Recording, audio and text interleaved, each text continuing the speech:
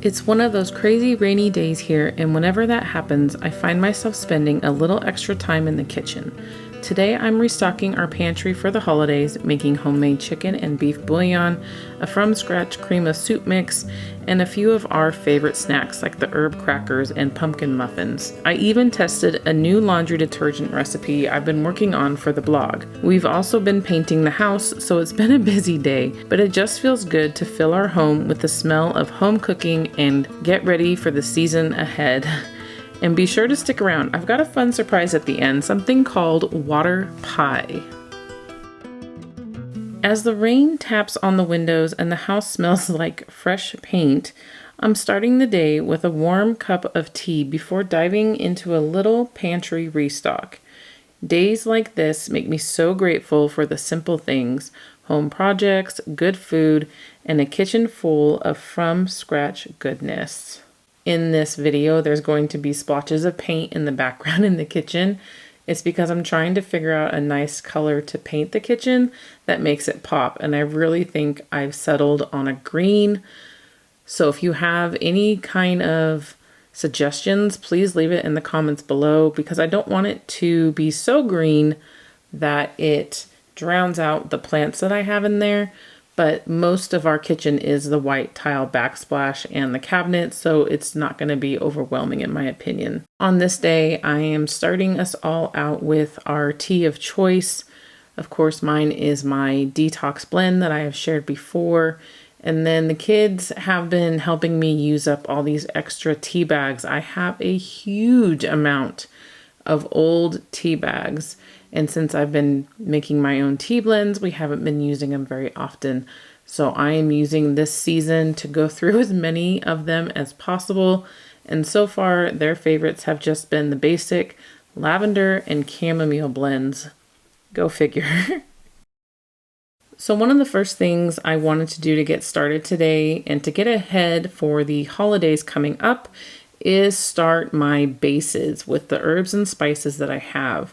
These I have not tried before, but they come from another YouTube channel. I believe it was Seed and Sparrow. I can link their recipes down below, but they look so good and the recipes really make sense, and I just wanted to give them a try. But so today I am doing the chicken bouillon, the beef bouillon, and then the soup, the cream of soup mix base.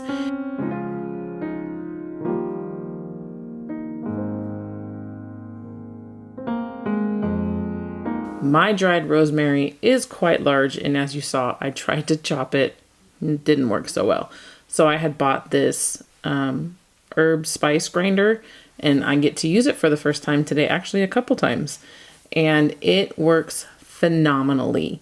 So this is rosemary that I have dried from the garden, and now putting it into recipes like this, I don't think chunks of rosemary is what we're going for. When I'm cooking, normally, like with potatoes and stuff in the oven, I don't mind the chunks of rosemary, but it needs to be more fine, like this, to be in a soup blend or a bouillon blend, in my opinion. And it worked out, like I said, phenomenally. So basically, this is just a hodgepodge of ingredients. And thankfully, I already had everything on hand for this chicken bouillon. For the beef bouillon, I did have to buy some things, but this was also a very good way to get through a lot of my stagnant herbs and spices.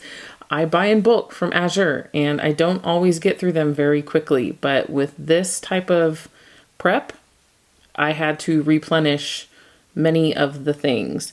So for this chicken bouillon, I'm doing it first because I actually need some of it for the beef bouillon next. And it is 1 cup of nutritional yeast, 1.5 tablespoons of salt, 3 tablespoons of onion powder, 3 tablespoons of garlic powder, 3 tablespoons of parsley, 1 tablespoon of rosemary, 1 teaspoon of turmeric powder, ½ teaspoon of pepper, 1 teaspoon of paprika, 1 tablespoon of oregano, and basil.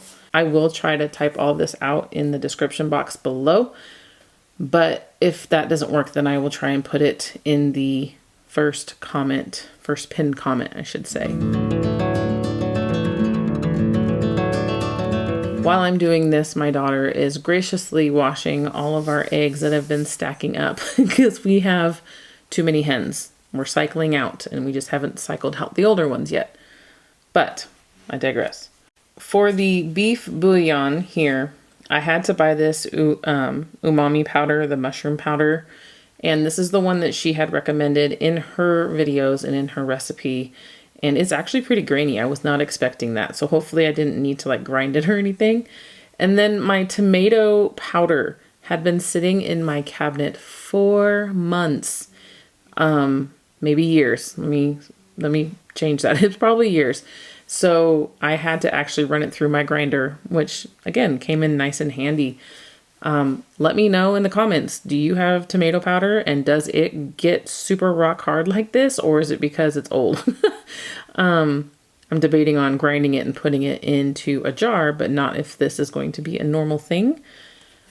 So for this recipe, it is 8 tablespoons of the mushroom powder, 6 tablespoons of the tomato powder, 3 tablespoons of salt, 4 tablespoons of the nutritional yeast, 2.5 tablespoons of onion powder and garlic powder, 1 tablespoon of mustard powder, 1.5 tablespoons of oregano, 1 teaspoon of pepper, and 1.5 teaspoons of celery salt, which I didn't have. So for this, I did the, I think parsley is what I added into this, and 1.5 teaspoons of rosemary again.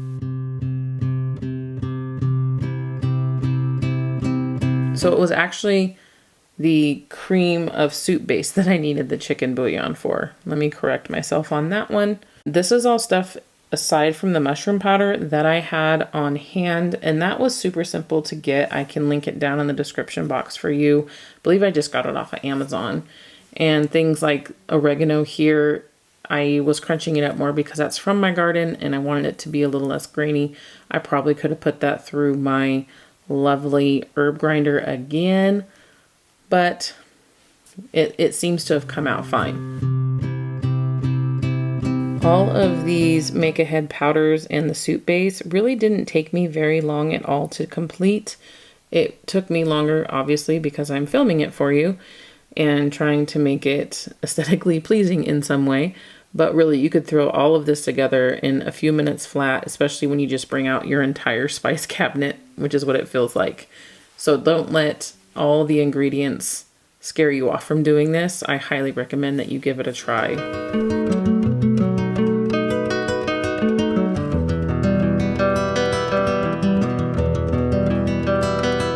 So for the cream of soup base, you need to have whole milk powder like I do here, and you're going to be using 4 cups, which is a quart of this powder.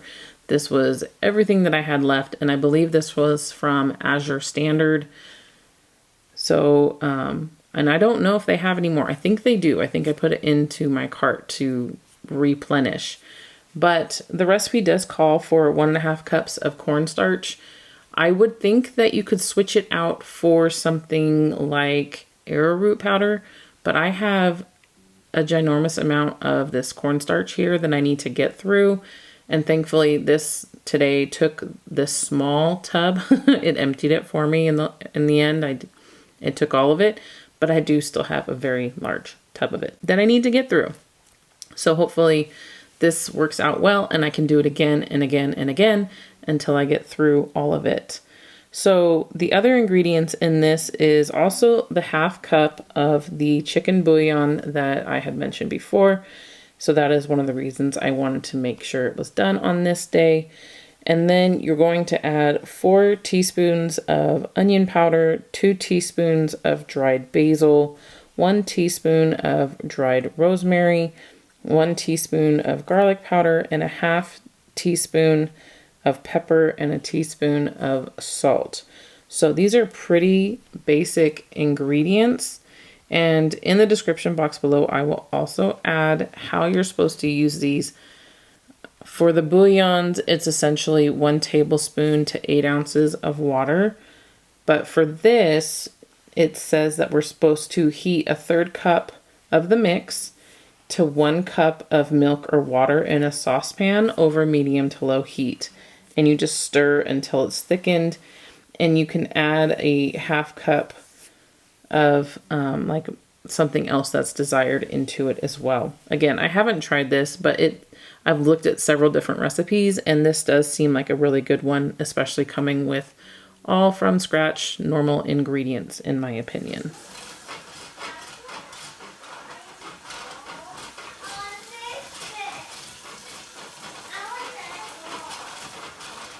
So on my blog, I have been working on a new laundry series, and I am working on, or have been working on, a recipe for powdered laundry detergent.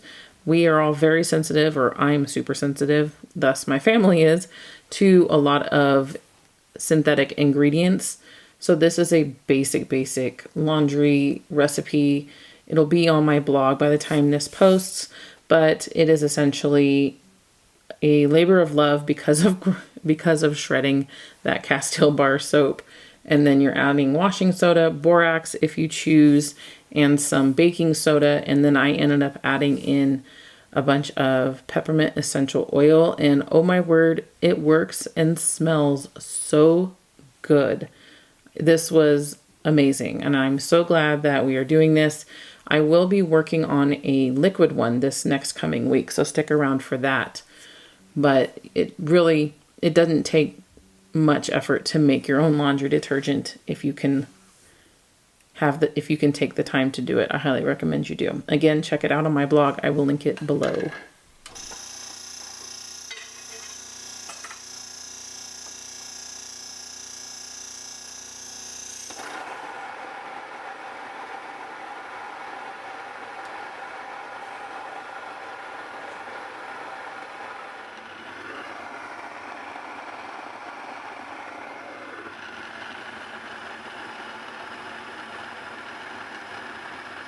So I have mentioned doing a water pie in this video, and for that water pie, I need to make a pie crust. I am not somebody who is talented at this, so bear with me, but I wanted to try doing Lisa Bass's from Farmhouse on Boone, her sourdough pie crust with using freshly ground flour. And I will say it was problematic for me, that you'll see, because of the moisture level. Like, I think I ended up adding too much to it and it became very sticky, but it still came out delicious. So this is definitely something that I will be practicing on and something that I will be doing again. But it really came out very, very well, as you'll see at the end with it.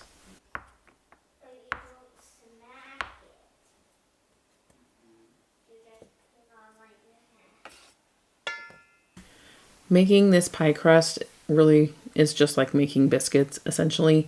And so where I think I went wrong with it is I ended up adding too much liquid. I tried adding a little bit more of the sourdough starter, but it just wasn't coming together enough, and I added a few tablespoons of water.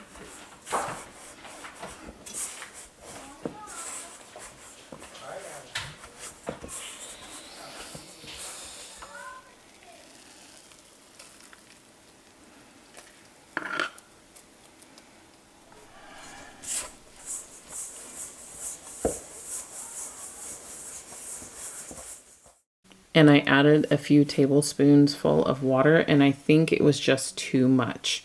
So next time I will definitely use my hands, which is something that I'm not likely to want to do. I like to use my spatulas and stuff, but I think if I was to have used my hands to smush it all together, it would have come out much better.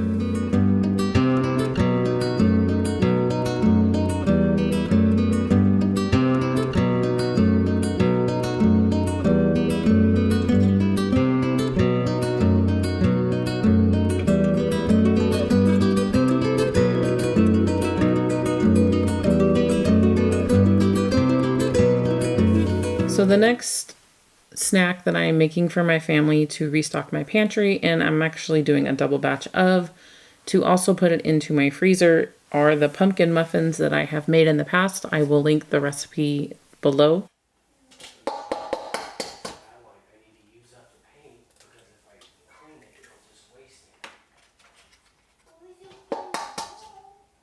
I thought it would be fun to use these mini loaf pans that my daughter and I found at Ross the other day. And I'm kind of seeing why people weren't buying it, because it's a huge thing and I have nowhere to put it in my house. So I need to use it or I got to lose it. But it was a lot of fun to use today. And I'm definitely glad that we got something like this, because it just made making muffins more fun and the kids really enjoyed it. They're like little mini loaves that I will show you. But anyways, again, this recipe will be linked in the description box below. And this was a double recipe that I did. So normally the recipe makes 24 muffins. I did it for 48, and I ended up with the mini loaves and a little bit of an extra like cake that in a little dish that I put in there with it. I really used to have a problem with feeding my children any kind of sugary thing like this. But I don't as much anymore when I am doing my fresh ground flour, because it is so nutritious for them. So they're actually getting many amino acids that they need, proteins, all that kind of stuff, vitamins, minerals. And then for like big batches like this, I usually cut the sugar in half. So instead of like 4 cups on the original recipe would have been to double, I did 2 cups. And I don't feel bad for it because they eat it and I know they are getting some nutrition, but I am still trying to limit the amount of sugar that they get because it is so inflammatory to our bodies at any age. And I am learning that firsthand by the health issues that I'm having and having to change all my dietary habits, and not even just sugar, but carbs itself has been detrimental to me. So hopefully with my kids being raised in this fashion, they'll learn to respect it and not have such a sweet tooth like I grew up with.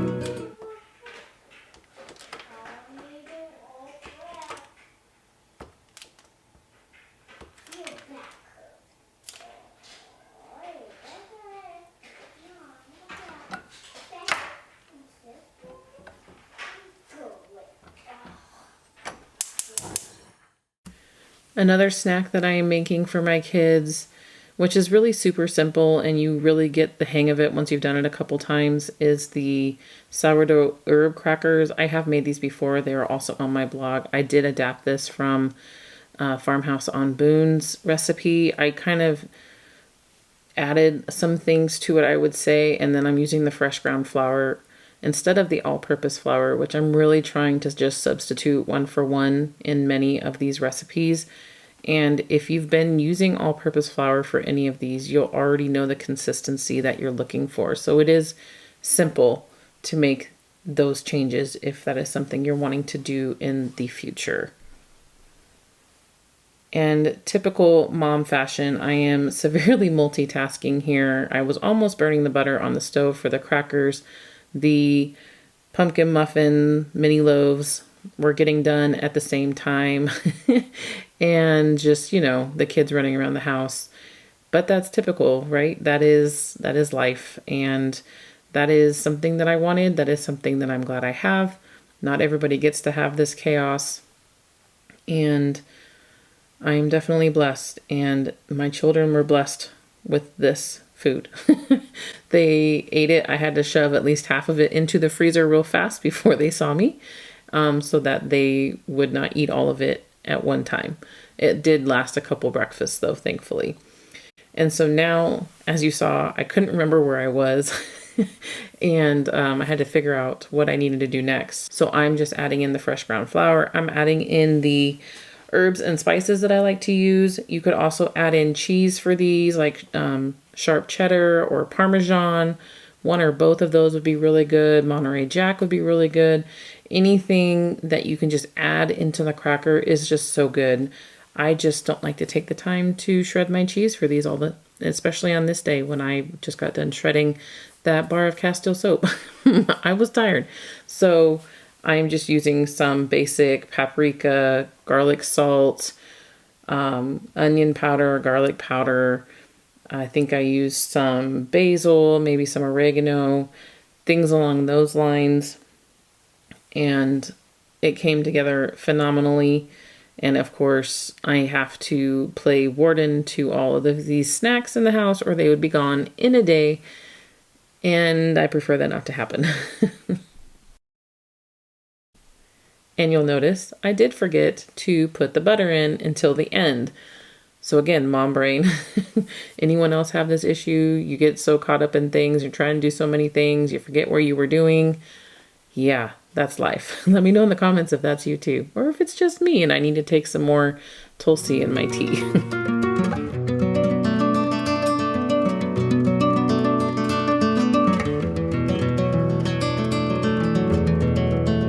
To make these crackers, you really don't need to have anything fancy to do it. As you can see, I'm using a pizza cutter.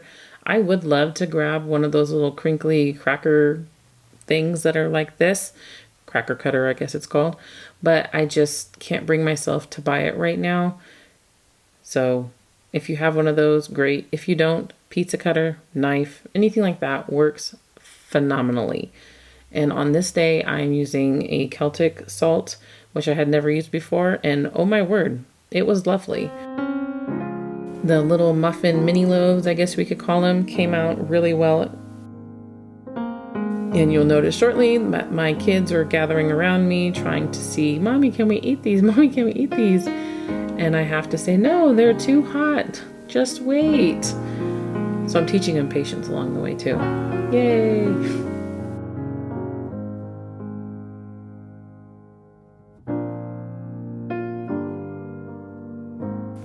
The crackers came out really well. When you're using fresh ground flour, it's going to be darker like this. Don't think that they're burnt.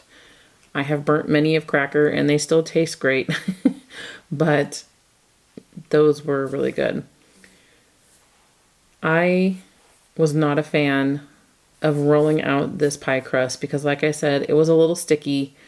I should have added more flour or not enough. I shouldn't have added as much water because, as you can see, it is sticking to my rolling pin. And again, it's not pretty, but it came out very good. And I did not do a great job with this water pie. I forgot that my oven is not the best oven, and I went exactly by the instructions. And as any homemaker or anyone that cooks knows, you have to understand your tools in the kitchen and how they work for you.